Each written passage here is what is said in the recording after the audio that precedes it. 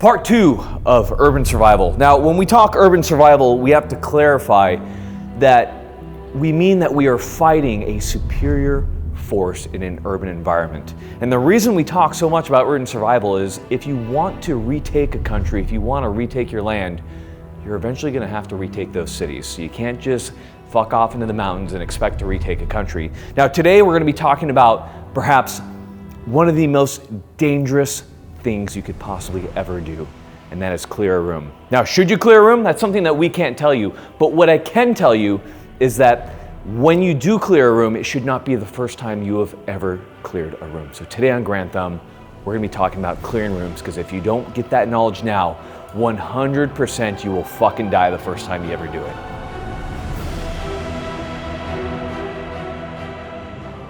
Now, before we get into that, we of course have to thank the biggest sponsor of this channel, that sponsor being the Sonoran Desert Institute. If you're looking to get your start in gunsmithing, they are the people to go to. They absolutely rock. A big thank you to them. Now, of course, this particular video is sponsored by Primary Arms. A big thank you to them for sponsoring this video. They make awesome optics at a great price, and we certainly recommend them. And of course, what can we not forget, Micah? Which one? We have two things that are busting. One's the Onward Research, one's Patreon. Both. If you want women in your life, go to Onward Research and get something.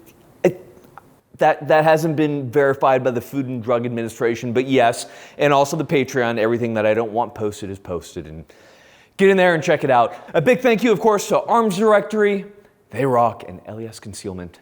Thank you, guys. Ladies, gentlemen, my often forgotten, but most certainly not by me, Mark 18s. Welcome to the channel.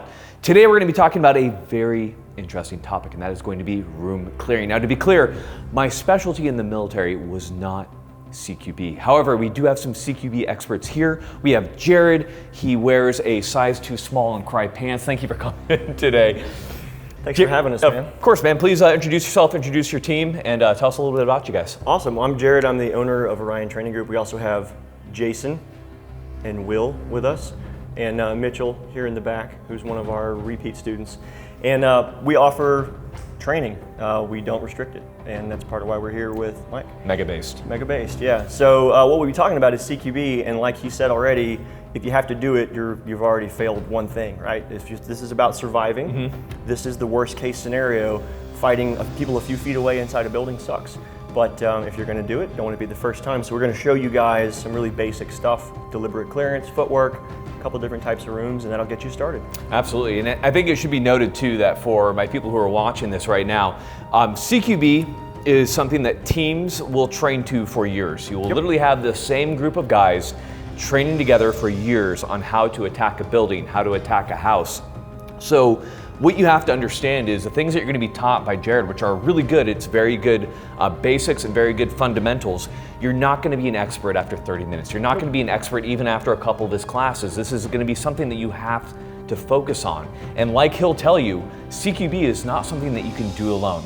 So like we've always said, especially when it comes to the survival stuff, you can't do it alone. You need to have a community. You need to have a team that you're working with. CQB alone, correct me if I'm wrong, but I'm pretty sure that's actually called suicide. Yeah, it's pretty bad, and we teach a class on it, and it's all force on force, because you won't learn how much it sucks unless you get shot every rep, and it's basically a 50-50 ratio. And again, it could come down to that, but hopefully it doesn't. So if you can weigh the odds in your favor, get yourself a good group of people, get that community going. That's going to be what's important. Jared, please go ahead and take it away, man, and start teaching us, brother. So the first thing we're going to talk about, guys, if there is a reason to go into a structure, you see a lot of people that want to just go fast, you know, on Instagram, social media, they want to just run into the room because it looks cool. However, if you've ever been opposed or been shot at, you know that sometimes you can solve problems in that room from the outside. That's often called deliberate clearance. How you position your body around a door, a couple different ways, is going to reduce your exposure and give you the most angle into the room. So we'll talk about that footwork real quick. I'll show it, and then if you want to try it. All right, so footwork, we're talking about a technique called panning. Panning is just talking about a fairly rapid movement at the speed you can process around a doorway, okay? So Mike, if you want to watch Jason's feet and look at the orientation of his hips, right? As he begins to pan, go ahead and start moving, Jay. He's orienting his hips in the direction he wants to travel. If you come up to his torso, notice how he's turning his body into the target area and then reorienting his hips to travel when he reaches that final point. And go ahead and show him back the other way, Jay.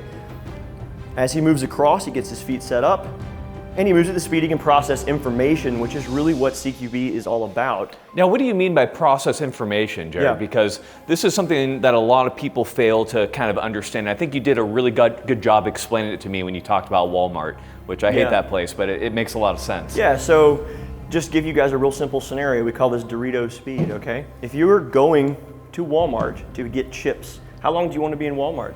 Not super long, right? No, I hate Walmart. Yeah, this is not sponsored by Walmart, and it's back to the opposite. If you had to go into Walmart, you want to be quick. If you're too slow, you're in there a long time in a place you don't like. If you're too fast, it draws attention. You maybe give unnecessary cues that you're doing something weird, right?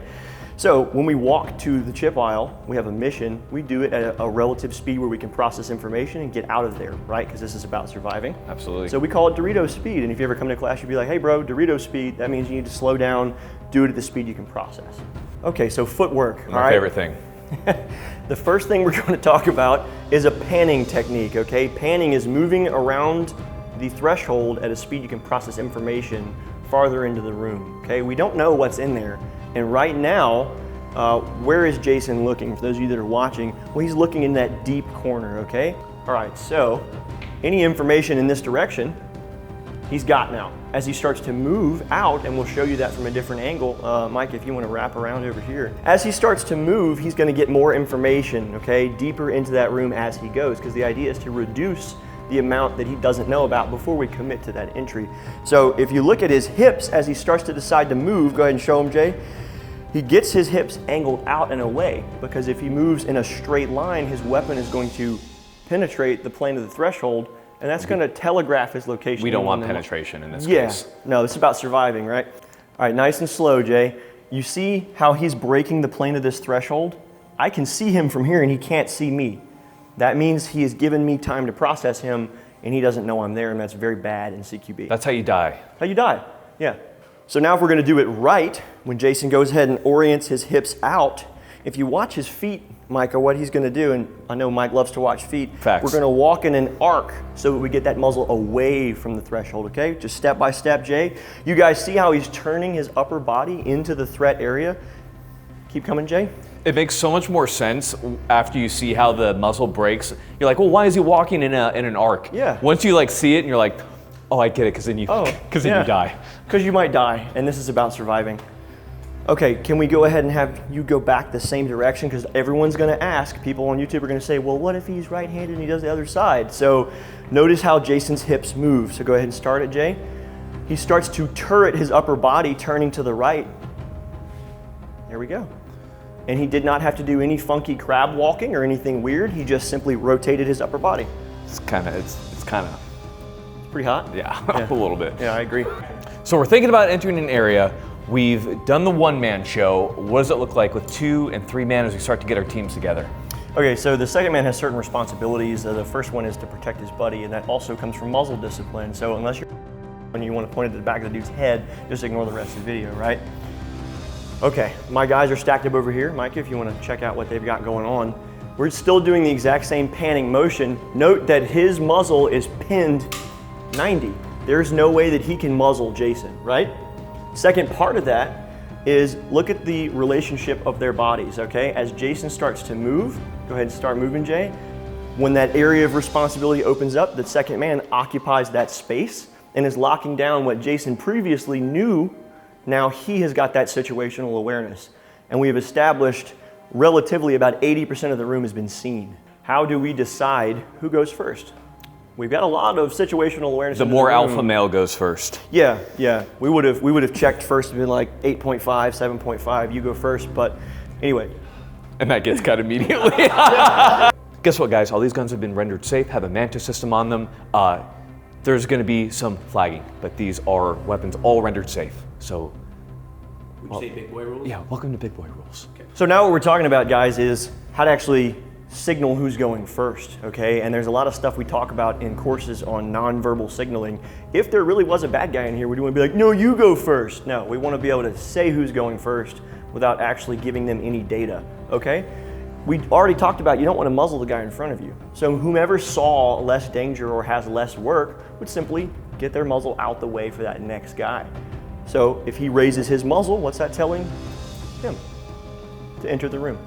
And that's going to bring us into talking about how to actually get into the room after that process. Awesome. Now, when you said whoever has less work is going to raise his muzzle, so what do you mean by less work for these individuals who aren't as familiar with CQB? Because they don't know precisely what that means. So we talk about priorities of work, and there are some of you that are going to hear that and think something else because you have a different background.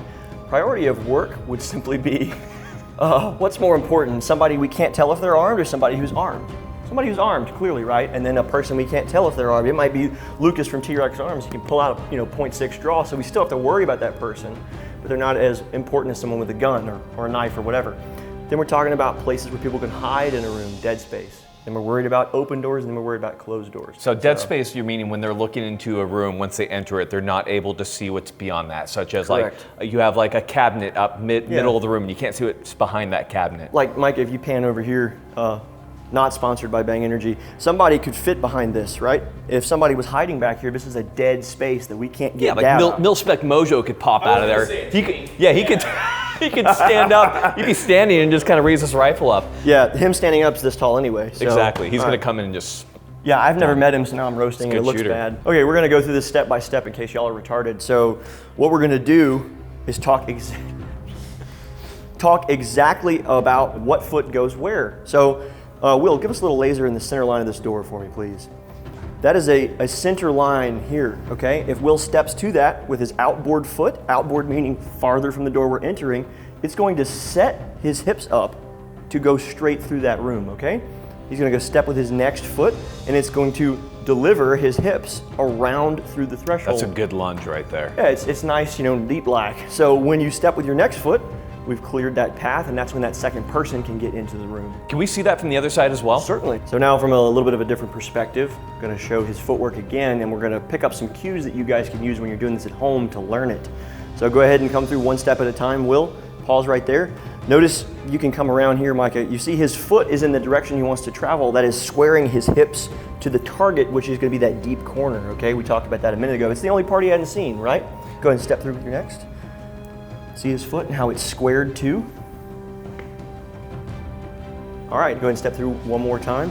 And so he is being delivered to this corner really, really smoothly. So we have taught my followers how to walk. What do they actually do once they enter the room is my question. Okay, so it seems self-explanatory, but we're gonna go through it step by step. I would say it's not self-explanatory. It's actually, there's a lot that's going on. Is that why we're doing like a video on it? I think okay, so. Yeah, no, that makes sense. Step out there. So Mitch is gonna do it step by step. So go ahead and start with that outboard foot like we talked about, center line, step through. Look at where his muzzle is presenting, okay? All the way into that deep corner. Now, the reason he's doing that is, remember the context, we've panned this whole room. The only thing he didn't see from the outside was right there or behind us in the other deep corner. Go and take your next step. Look, see how his feet are leading him into that corner, and he's gonna start to turn his body, processing the rest of that room, okay? He's gonna collapse his sector all the way over, and we'll talk about a little bit of that next. All right, so first person perspective, go ahead and hit it, Mitch, nice and slow. That outboard foot's leading him in, breaks the plane of the threshold, and boom, first thing in the corner, go ahead and start moving.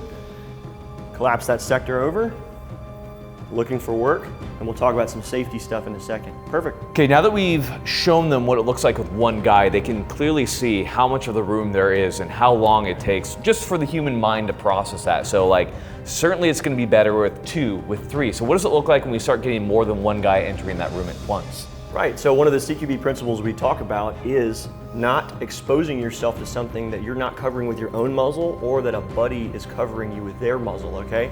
So let's get you guys to actually enter this room and flow, okay? All right, so now we're gonna see how it looks when 2 guys do that same process that Mitch was just doing where he entered. So you guys go ahead, nice, easy, step by step.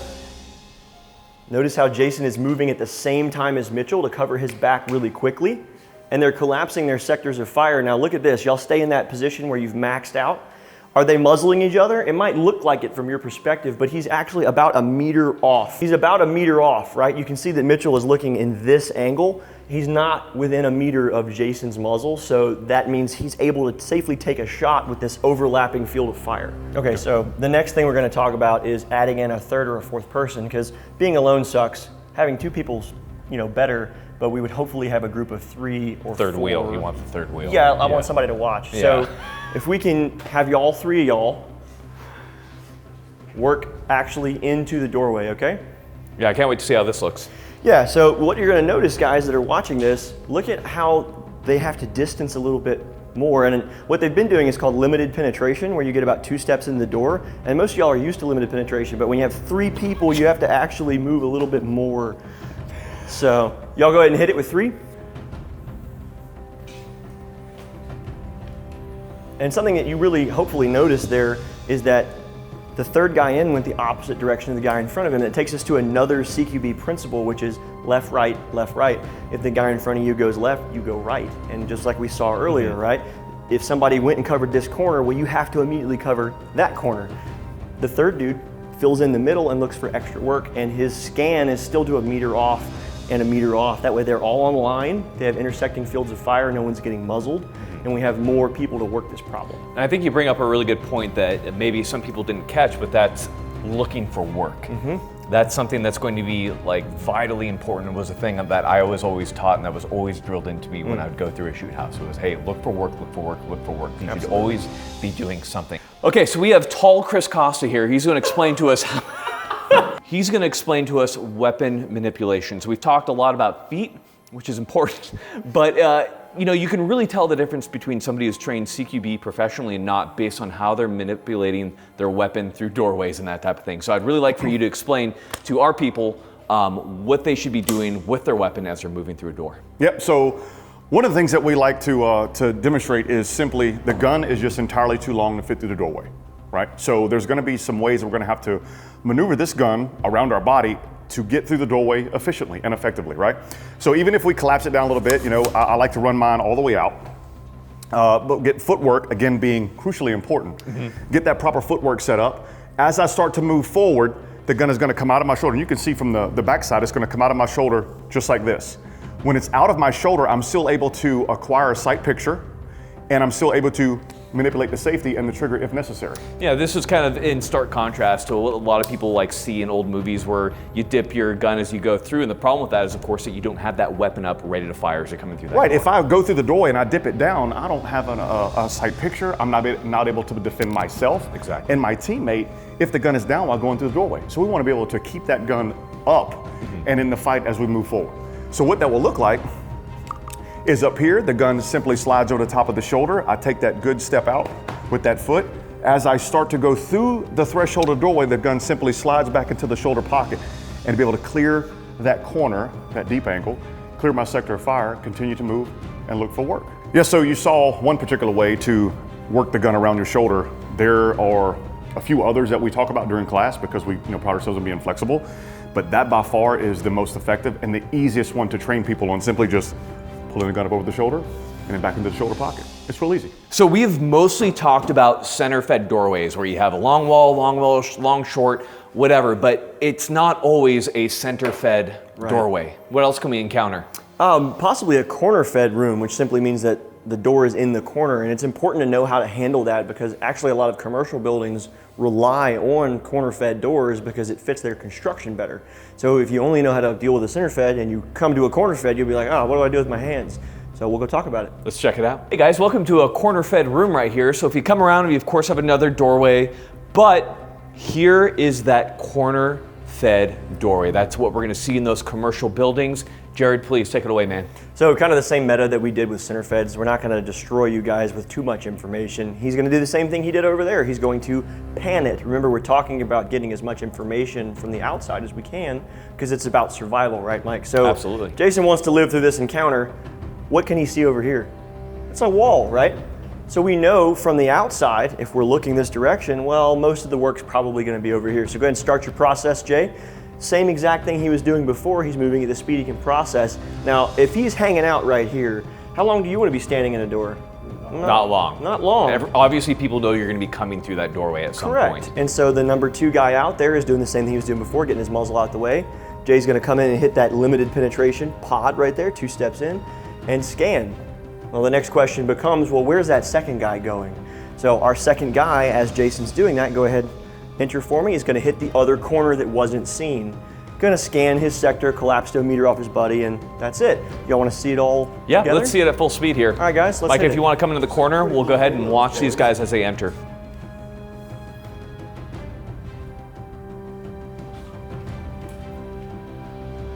Pretty straightforward, right? Very straightforward. Easy day. Awesome. So now, what does it look like from the outside? Because you guys got a lot of me pointing at a wall. You guys go ahead and go through your process. We initiate this non-verbally. That muzzle gets out the way, he makes entry. Easy day, right? And I just want you guys to really remember from that, how was the muzzle discipline, right? Nobody got muzzled, it was smooth and efficient, and we established our sectors, collapsed. Pretty much it. It's a beautiful dance. Yeah, it is. So we've talked about center fed rooms like we're in right here. We've talked about corner fed, but obviously a lot of fighting is going to be at night in buildings, and even during the daytime, those buildings get dark, right? Because there's going to be there's no power, etc. So what does it look like under white light? How do we do everything that we've been doing under white light? What are some basic things that we can tell our audience that they can start working on? Yeah, it's easy. So when you're in this room, we've talked about getting into it. We've talked about what we're supposed to do while we're in here, how we're supposed to process it and deem it clear.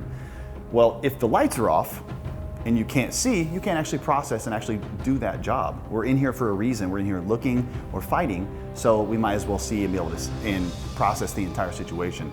So we can cover that right now. Love it, let's do it. All right, so some easy things with the light.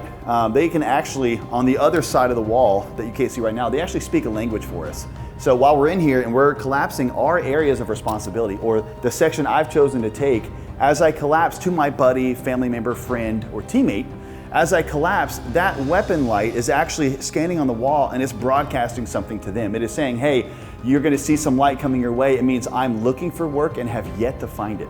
And that's important. So when we fixate on each other, those are gonna intersect at some point. And that's really important to practice because we have photonic barriers that do exist, meaning light that we cannot defeat unless we broadcast something stronger than that. So when we are sending our light against the wall, it is telling us, hey, I'm looking for work, I'm coming your way, I have nothing. But if at some point I am collapsing and I see a person or something that has piqued my interest that I want to inspect, I'm going to lock on that, and my teammate's going to be collapsing and then say, oh, he's not with me yet, there's the problem, we've converged on it. So let's see what that looks like real quick. And for now, we're gonna have the lights on. We will be doing it off later, but just so you guys can kind of see what it looks like. Light's important. We're looking in this corner, so if my eyes are there, my muzzle should be there.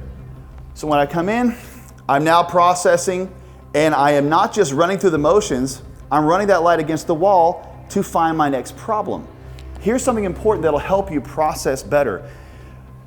You want to avoid, you may see it on Instagram or a couple of people, scanning through our optic, which is actually blocking a big portion of the room. And that stops you from finding a problem. If this isn't your job, you're gonna bypass things a lot faster because it's not in your wheel space. So let's get out of that habit and actually get over top of our optic when we're clearing so I can process from the baseboards to the ceiling. So if we do it incorrectly and we're processing, notice the height of the optic where my eyes are gonna be and where the light's on the wall. If I'm going this high, I'm going to eventually miss something, which might be a beautiful, handsome man in flannel. Now, if we're processing a little bit better, if you notice the height of the light, I'm able to see from the baseboards to the ceiling, and then there's that handsome young fellow again. All right, we're gonna go ahead and we're gonna look at this at full speed. We're gonna have 3-man entry under white light.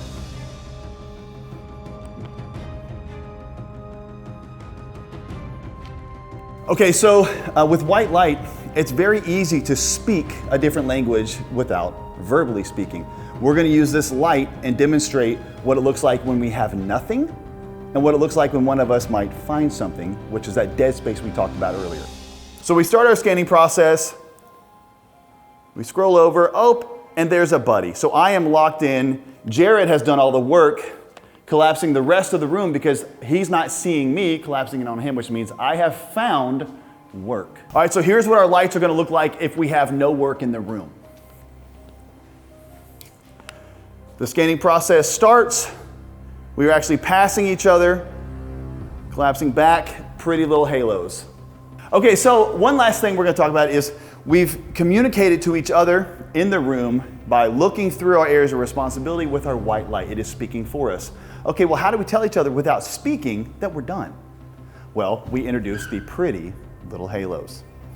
We come right through here. We finish our scanning. Our area of responsibility is done. We go right here and we come straight up the wall and create a pretty little halo over my head, which means, one, I'm an angel because I did my job. 2, we're done. So non-verbally, you, your friends, your wife, your spouse, your husband, whatever you are, can tell you're done in this room. So we've talked a lot about room clearing. What changes under night vision? Well, just based on the way night vision is made, think about the distance that this aperture is from your actual eyeball. Sure. Or 4 in your case. It is going to cause my brain to process information that's 4 to 6 inches away, which leaves people bumping into things if they're not used to moving under it. Also, you have a 40-degree field of vision. This is worst case, right? I can only process what's in this little bitty space. Whereas before, when you guys were watching, we were working in bright light and able to see peripheral. So in CQB under night vision, we have to replace some of that sensory loss with other things like contact, right? Sometimes intimately, so that we can understand how to work together without having to look over and lose situational awareness on the threat. Awesome. Can we talk a little bit about getting on the threshold and preparing to enter through and how we can talk to each other? Yeah, absolutely. Awesome. Let's do it. So it should be noted that the lasers that you're seeing, that the lights that you're seeing on these rifles that they're emitting are actually IR. That means that they're not visible to the naked eye. They can only be viewed through night vision. There are a couple things that you should be aware of course. If you're the only one with night vision, not that big of a deal. But of course, if you suspect that whoever you're fighting against does have night vision, you definitely want to be careful with how much of that energy you're putting out, because obviously they're going to be able to see it, and it could highlight the fact that you have that technology and that know-how. And it'll show them where you are. Right? Precisely. Yeah. Okay, so let's get set up, boys. It's just like it was when we had daylight, right? So for you as the viewer looking at this, there's really no difference, except these guys are now working with limited sensory, okay? So Jason, show us how you put out that light and that laser, and that is allowing Will to see what you're doing, and when you get that muzzle out the way, it's allowing him to see that that gate has been opened so you can actually get in the room. Y'all able to see that pretty easily? Okay, and that allows him to move through the threshold without getting muzzled, and no one had to say anything because we're keeping that stealth advantage without having to speak. Okay guys, just real quick, we're gonna talk about what does the full process look like. So my boys on the outside, y'all go ahead and start, but move real slow for me. We're gonna talk the viewers through it. Same principles as before, right? Look at his footwork. He's moving the speeding and process. He's collapsing his sector. Then there's going to be some nonverbal signaling about what happens next. One of those muzzles is going to get up out the way. There we go. Notice how he didn't bump into anything. We're keeping that stealth advantage. They're collapsing to each other and giving that pretty little halo technique. Nothing really changed under night vision, right? Except that they had to be careful about how they move. They had to be very deliberate about their scans. It's the same principles. And a lot of people don't understand that you're seeing them use IR. Obviously, it's pretty bright in here right now. We have a couple vampire lights on, which are IR lights to make it a little bit more visible. But night vision can only amplify light. There has to be light. So especially when you get into buildings, really dark nights where it's cloud cover with no moonlight, you absolutely will need IR devices in order to make your night vision devices function, especially subterranean, especially in buildings when it's pitch black with no light. So that's why they're using it, for those of you who are a little bit confused and haven't seen night vision in use actually under night vision. So if there's one thing we can really impress upon everybody from this really short discussion on CQB, we've truly barely scratched the surface because we just don't have enough time in one video to explain it, that you really do need to get training when it comes to CQB. Definitely practice what you're seeing here, but what are some good places to get CQB training? Well, we offer stuff all over the place, but there are some really awesome facilities. For example, out here where we're at right now, Core Vision. This is out here in the Pacific Northwest, specifically in Washington, outside Seattle. They're awesome. Yeah. Also super based. Right? Super based. Yeah. So, but we offer stuff all over the country. A lot of stuff in Texas, Louisiana, East Coast. There's a lot of really other awesome companies out there. Haley. Yeah, absolutely. Yeah, you talk about Bear a lot. Bear Solutions, I love that guy. Yeah. What I love about the community is that everyone's really open. They're like, hey, there are lots of great places to get training. The point is that you do need to get it, especially when it comes to CQB. This is something that I definitely recommend having a professional watch you, because it's really hard to diagnose yourself at times. So get out there and really train, guys. This type of stuff is extremely important. It's an important skill to have, because what is it that you say? You don't want if you ever have to do an actual room clear, you don't want it to be. If you had to do this for the first time, you want it to be the time when it matters, or you want it to be the time when you're figuring it out in training, right? When opposed doing this, statistics show that 2/3 of people that actually make entry opposed get shot. that's not very good odds, and those odds can be reduced by training. And again, guys, that comes down to our urban survival, right? This is a critical skill to have. It is a dangerous skill. You shouldn't room clear unless you absolutely have to. But like we said, it is something that you will likely have to do if things get really bad. So again, train to it, guys. We just can't harp it upon enough. Now, guys, we can't thank you enough for watching. Jared, we can't thank you enough for coming on and having your instructors out here. I really appreciate it. Guys, get out there, be a good person. Thank you for watching. We've got nothing else for you. Okay, final thing. We're gonna do what we always do, dad advice. Jared, you have to give my poor audience dad advice. They are lost, they don't have father figures. I was gonna say, the first thing would be repent and turn to Christ, stop watching pornography, go outside, touch the grass, sun your balls, things like that. Damn, that's mega based right there. Awesome.